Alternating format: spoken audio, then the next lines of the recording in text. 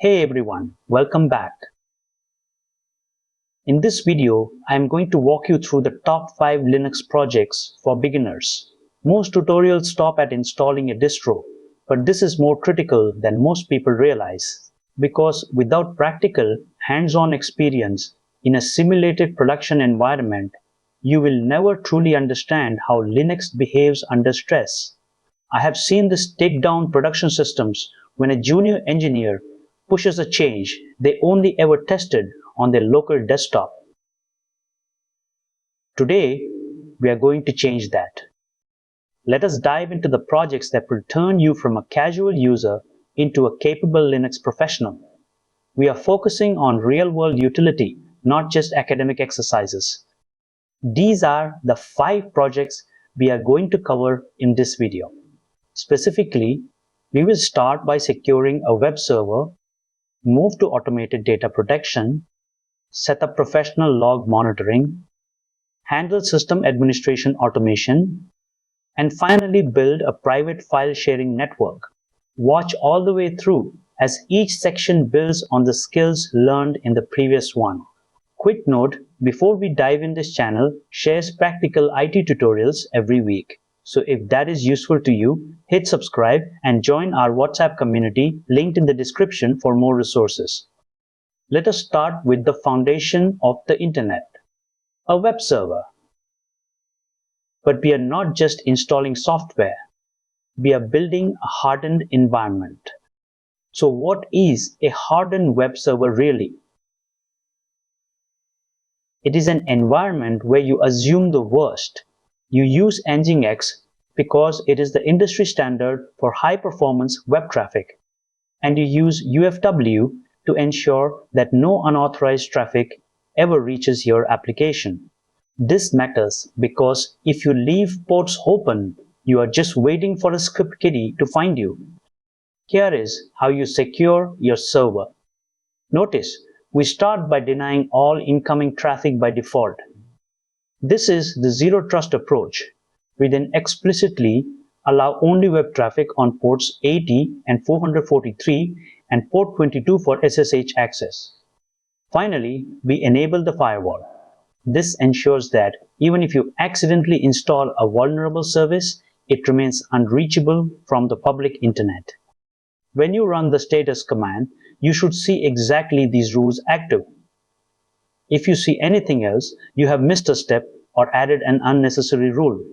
Always check this after any configuration change to ensure your security posture remains intact.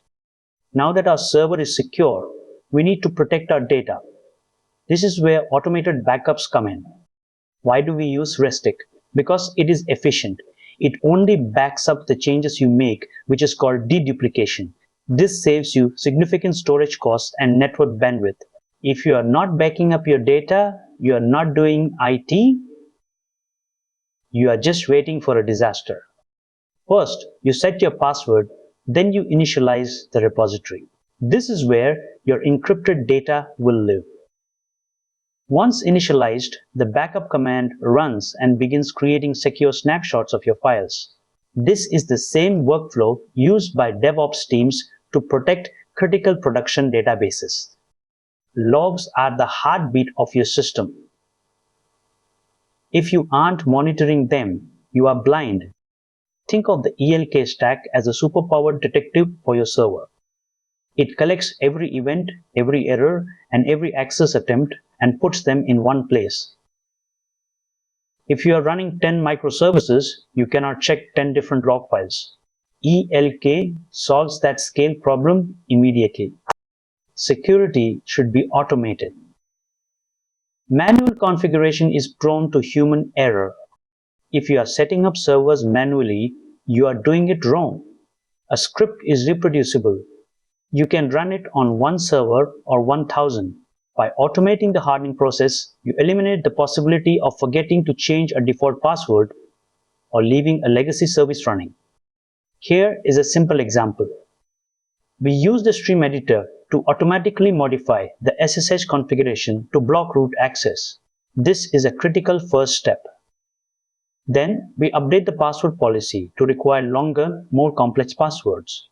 When you run this script, your system is instantly more secure. Finally, let us look at file sharing.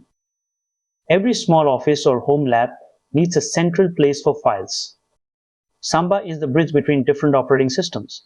It allows your Linux machine to be the central storage hub for your entire network. This is how you learn about permissions, users, groups, and network protocols in a real-world context.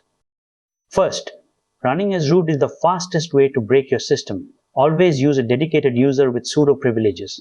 Second, if you ignore log rotation, your disk will fill up and crash your server within weeks. Third, never put passwords in your scripts. Use environment variables or secret managers instead.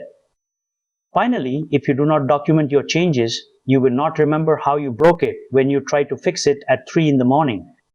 In this video, we covered 5 essential projects. We built a hardened web server with Nginx and UFW, set up automated data protection using Restic, implemented centralized monitoring with the ELK stack, automated security hardening with custom shell scripts, and finished with a private Samba file share.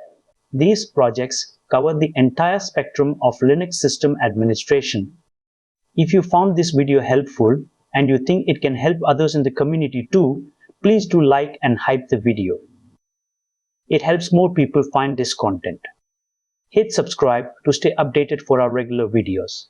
Join our WhatsApp community using the link in the description where we share more practical IT resources every week. Thanks for watching, and I will see you in the next one.